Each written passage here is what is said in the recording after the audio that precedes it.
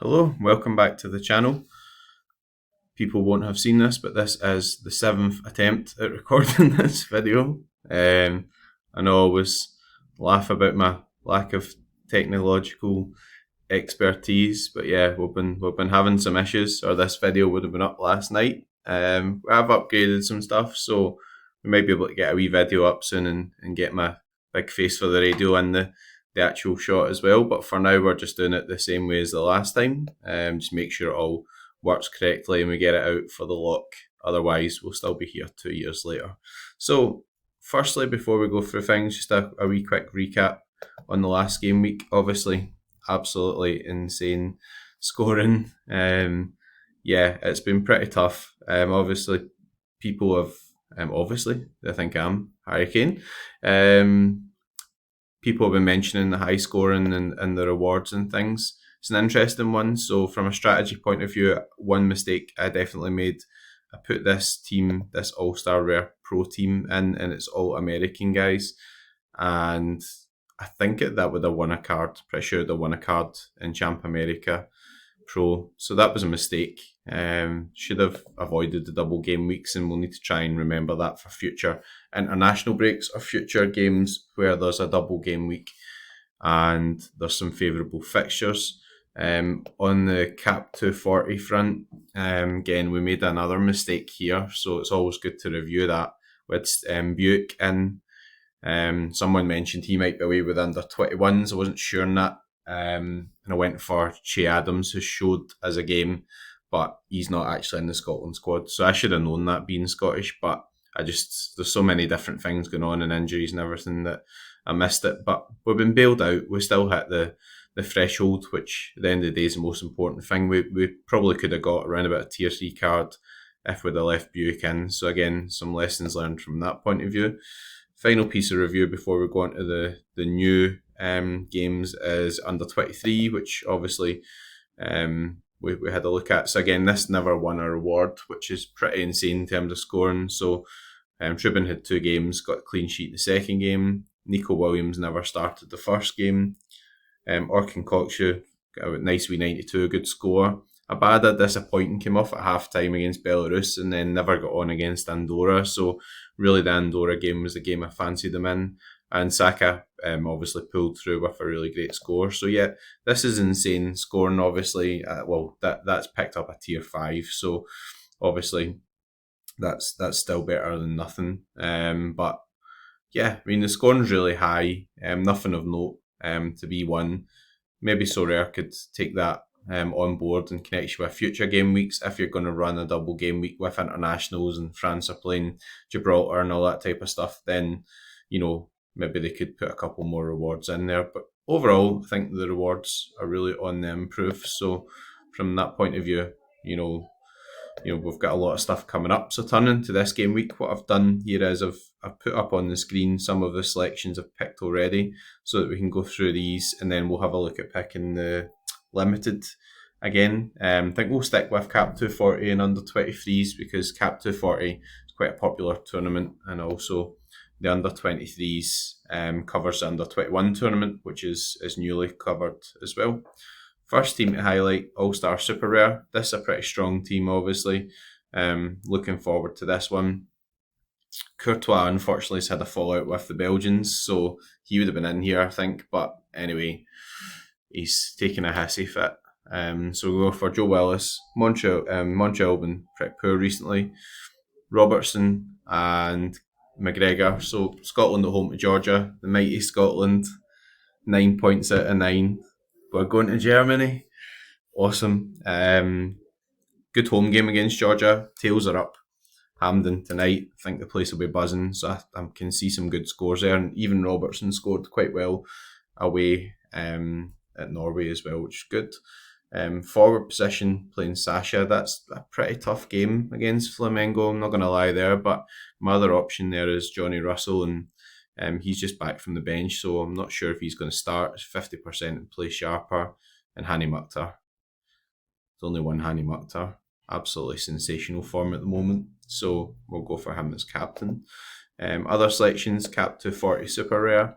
Runarsson's quite a tough game against Portugal, but obviously we need to fit the cap here, right? So, you need to get under 240, so narrows down selections. Lucas Piton's got a good game at home. Szymanski's got quite a nice game against Moldova for Poland. So, and he played against Germany as well. They had a good result, so I fancy them. Pavon, it's quite a tough away game at Fluminense actually, but he's in the predicted lineups. And to make it up, Christian Medina, who's just broke into the Boca team, but him and Varela are obviously playing midfield, and he's one I really rate for the future. Under 23s Rare Pro, so in terms of selections here, I've kind of gone with who I think's going to play. The problem with under 21s, we'll come back to the fixtures, is there's a lot up in the air at the moment. There's sort of various predictions between who's going to play. Like, I've got a Verbruggen, but Holland have got quite a tough fixture, and Sherpen started the last friendly, so kind of avoiding that a wee bit just now until I see the lay of the land. So Dursel in goals, Tolkien, quite a good home game. Riku Puig, Galaxy have been quite disappointing this season, but they have had some problems, obviously with Hernandez getting injured, etc., and not scoring enough goals, but he's still been scoring pretty well. Alan Velasco, quite a good game against Austin, who have been a bit disappointing this season, to be honest. And Dominic Szoboszlai, if that's how you pronounce his name, really good home game against Lithuania, and he's the main man, obviously, for Hungary. Under 23 there, Durso again, Jack Maher against Montreal. Zimmerman's away, so I think he should definitely play. I'm going to go for Odegaard captain against Cyprus. I know there's loads of options in the under 21s here as well, but Norway against Cyprus, pretty good fixture, and they'll be absolutely raging after getting humbled by the mighty Scotland. Doku against Estonia, again, good fixture, played the last game, and Szymanski, we mentioned him earlier, so I think that's quite a strong team. And the actual prize pools are pretty good this week. Just to come back to the under 23 pro, there is a star rare for first, $412 of F, which is quite good for a midweek on the under 23s. All-star rare pro, so I'm going for Rafael. He's based in Brazil, plays for Sao Paulo. Starfelt, I think he'll play for Sweden, played the friendly, and they're a bit shorter defenders by the looks of it at the moment. Evgen is in the under 21s, so again, some of the selections are a wee bit up in the air, but by this point, we're getting a wee bit shorter, obviously, cards to use, just as a more restrictive game week. So if you want to have two super rares and all-star rare pro, then, don't have an unlimited amount of cards. And Insigne's got quite a hard game against Cincinnati away, but he's been in pretty good form. And Leonardo Morales is really solid for Gymnasia. To round it off, cap 240 rare. So again, got Joe Willis here. Going for some bold ones. So Porteous obviously got a tough game against Haaland, which was to be expected. We were right there. He was shocking, but Scotland don't have many options at centre-back. He has been playing, and I think it's a good home game against Georgia. John McGinn, always up for games like this. Pedro Neto, interestingly, is not in the actual predicted lineups, but obviously we've got to get under the cap here. And Kulusevski, forward card, I think should play for Sweden. So on to the actual selections themselves. So we're going to go for the under 23s first. First thing I want to do is just have a quick look at the fixtures here, just so we can see what matches are on, because obviously strategy-wise from this last game week, we've seen that France versus Gibraltar, etc., and these guys have really dominated the game week. So Bulgaria versus Serbia, Belgium against Estonia, that's quite a good fixture for Belgium, but they do have a few key players out. De Bruyne, no Courtois. Portugal, I think, will do pretty well against Iceland. If Runarsson doesn't concede free, I think he'll do a good score though. But Portugal are pretty strong. Hungary against Lithuania, I think that's quite a good fixture for Szoboszlai. Slovakia against Liechtenstein, that's a really good fixture. So if you're looking for a filler, etc., then maybe somebody who's a bit cheap on club form and playing for Slovakia might help. Norway against Cyprus, so yeah, that's the fixture I'm going to focus on. The under 23s, come back to in a wee minute. Scotland against Georgia, hopefully another win for the mighty Scotland. So yeah, it's a good home game. Hampden will be buzzing tonight. Everybody should be up for it. Bosnia against Luxembourg, again, pretty good fixture. Don't really know many Bosnian players myself, but something maybe to look at. Austria, Sweden looks quite tough. Poland, good fixture against Moldova, so I've picked Szymanski. And then we're on to the under-21s. So, Ukraine under-21s, I'm not sure if Trubin's going to make it for this one, or I'm pretty sure he's in the squad.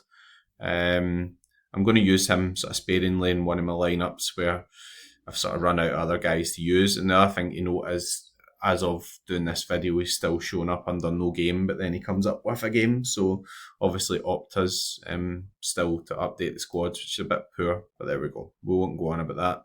Croatia under 21s, lots of talent in there. Obviously goalkeeper wise, there's good options with Katarski, Pandur and Kavlina, so that's quite a tough one to call. Belgium and Netherlands, that's going to be a good game. Predicted lineups, I think Van der Voort should play. I was planning maybe playing Hugo CK, but he's not in the predicted sort of lineups here. So again, have a wee look at Play Sharper. It's a free resource. You can even set notifications. So if you click on the wee bell beside the team, then it will give you a notification when the team lineup is updated. And having a look at the team itself once it loads up. So we've got Martin van der Voort, 90% in goals. Louise Patrick, right back. Quite a strong midfield. Obviously, Raskin plays for Rangers. We know him quite well. And then on the other side of things, Verbruggen, 80%. And we've got Mickey van de Ven playing at centre back. Quite a strong midfield as well. Gravenberch, Timber and Taylor. So that looks quite tight to me in connection with a game. Georgia against Portugal. Georgia have no Kvaradona, no Mamardashvili, who's still with the squad for playing Scotland. I think Portugal may well murder them, unfortunately. Again, shame Fabio Vieira's out. I'm going to have a wee check on this because Pedro Neto wasn't in the predicted lineup I've seen. But I think that's a really good fixture for him. So let's have a wee look and see what Play Sharper thinks, because I think that's a really good game for Neto. So we got Conseca, yeah. So Neto is 95% on Play Sharper, so he's a good shout. I think for this game week, pretty affordable as well. Samuel Suarez, 70% in goals. He's a guy I own the super rare card of, but that's again 70%, and there's some varying opinions on who will start there. Romania against Spain. So Spain are usually pretty strong at these tournaments, and obviously they've got some guys there like Gabriel, Viega, etc., who are performing really well in La Liga. Germany under 21s is a good fixture, unfortunately. Sorry for Israeli guys like Garji. Noah Bada, he's not allowed to go by Celtic. I don't know why. Glock, I think, is joining, but I think Germany will be too good there. England under 21 is an interesting one. I don't think there's many covered Czech under 21 players, but obviously you guys in there like Harvey Elliott, Curtis Jones, etc. Norway under 21 is an interesting one. I'm going to see if we've got predicted lineup for them, because obviously, hopefully run Evgen. Another guy to look out for is Nusa, who is quite highly rated and owned by Club Brugge. Yeah, no lineup at the moment, so we'll need to look back for that. Hopefully there'll be one been updated before things start up. If you want to receive a notification for that, just click on the wee bell, which is quite handy. So it's a free service.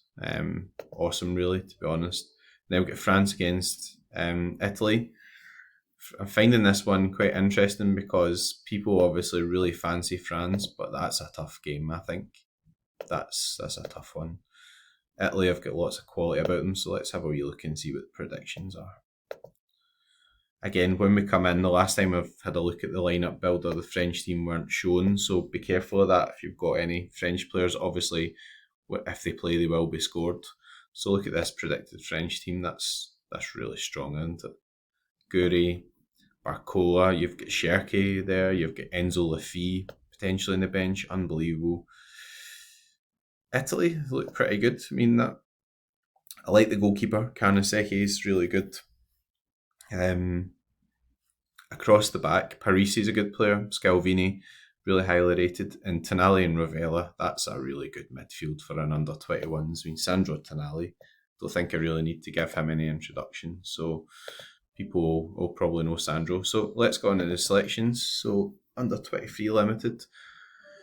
I think Belgium and Netherlands is quite a tough game there. So I'm going to go for Atabolu. I think he'll play for Germany. Let's double check the prediction just for to be in the safe side after all my brain farts during recent game weeks. But if he's fancied to play, I'm going to play him. Yeah, 90% for Atabolu. And let's see. Yeah. Just having a wee look at the comments as well. Knauf's out for the tournament. Yeah, I like that selection, so I'm just going to go with it. We'll come back to him on the caps. Defender-wise, this is where it gets a wee bit more difficult. So Hugo Siki I would have liked to have played, but he's not in the predicted lineups, so that's interesting. Vital, I think he'll play. There's no real overwhelming ones here. I think I'm going to stick with Jack Maher. Good game against Montreal. We'll play. No double game weeks this week, so I think I'll go for Jack. Midfield, I'm going to go for Odegaard. And obviously I've got the luxury of picking Big Erling. So yeah, I think Norway will be pretty pissed after getting beat by Scotland. They really need to bounce back. And Cyprus at home, yeah, it's a good fixture, isn't it? And then in our last place, so this is where it becomes more interesting. So Jacob Ramsey's a good option here. I think England will be pretty good against Czech Republic. I think I'll go with Szymanski. My intuition is that he should do pretty well in that game. Played the last game. I think it looks like a strong lineup. Between Haaland and Odegaard for captain, I think Haaland will get a few goals here, but Odegaard, if he gets a goal, tends to do a base. So I'm just going for the peak score here. Captain Odegaard. Finally, so we'll move on to the cap 240, and then that should be us wrapping it up, I think. Now, we noticed earlier, Atabolu is on a 0, so he's been on the bench a lot, so he's on a 0. So he's a really good option here. If you look for similar good options, Joe Bendick should play for Philadelphia because Blake's away in international duty. So guys like him, obviously what you've got to watch with that is these players do tend to spike in price as well. So, you know, if you're buying them just to try and hit the cap, then you've got to have a look at the previous price as well, because, you know, they might drop again, for example, after these game weeks. But Bendick obviously seems to be deputising for Blake quite a lot when he's away in international duty, so look out for that. Again, Mason Stajduhar, he had a bit of a rotten game last game week, so his average should drop, and again, he deputises for Galese. But I'm going to go for Atabolu. I think a no cap type guy is really, really, really good for the cap 240. So we've managed to get a goalkeeper in who's heavy favourite to play and also a really good fixture. I think we'll go Ruben Diaz against Iceland. I'm just going to double check the prediction here just to make sure nothing unusual's happened, but I would imagine that Ruben Diaz would play. Yeah, 90%. So I think that's a pretty good fixture.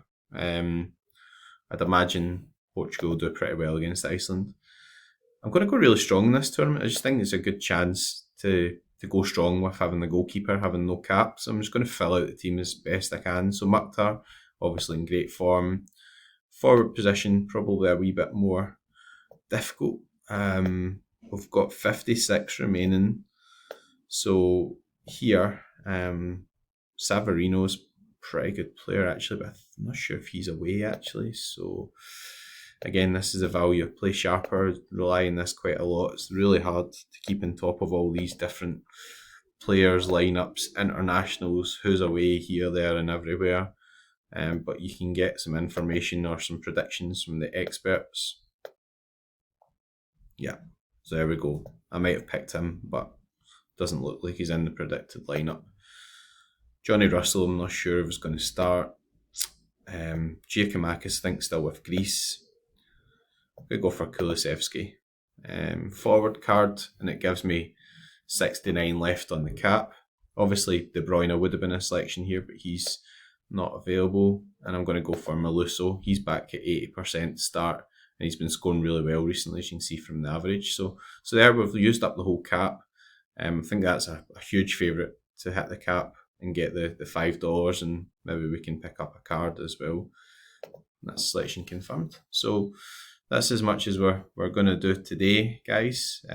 Just a quick preview of the tournament. We should have some more content coming up soon. Maybe planning to have a chat with Wakey, and he'll fire that up on his channel, and likely it'll be up on my own channel as well. We'll have a look at the under 21s and under 23s again, more with a focus on who's a good hold SO5 wise going forward, because the 21s is a very short tournament, so be careful of that on price spikes, and they might do something surrounding Celtic now. Brendan Rodgers is back as well. But anyway, thanks very much, guys, for all the feedback and the subscribers. It's been a really good start to the channel, except my general incompetence last night.